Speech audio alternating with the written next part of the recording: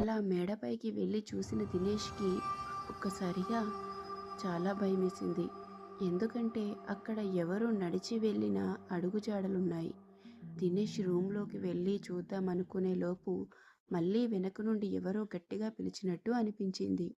దినేషు భయంగానే వెనక్కి తిరిగి చూశాడు. మళ్ళీ అక్కడ ఎవరు కనిపించలేదు. దినేష్కి చాలా భయమేసింది. కళ్ళు తిరిగినట్టు అనిపిస్తుంది. తను రూమ్లోకి వెళ్ళి పడుకోవాలి అనుకున్నాడు. దినేష్ తన బెడ్రూమ్లోకి వెళ్ళి పడుకున్నాడు. దినేష్ పక్కనే ఒక భయంకరమైన ఆత్మ దినేష్ని చూస్తూనే ఉంది రాత్రంతా.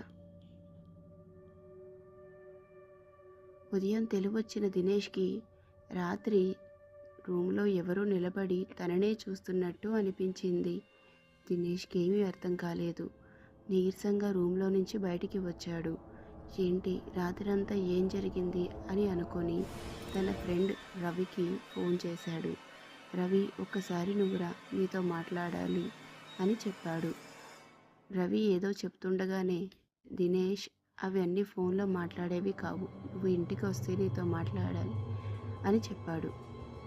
వెంటనే రవి ఇంటికి వచ్చాడు. దినేష్ రాత్రి జరిగిందంతా రవికి చెప్పాడు. రవి, ఇవన్నీ నమ్మేలాగా లేవు అని అన్నాడు. నువ్వు నమ్మినా నమ్మకపోయినా నాకు జరిగేవన్నీ నిజం అని చెప్పి భయపడుతూ ఉన్నాడు.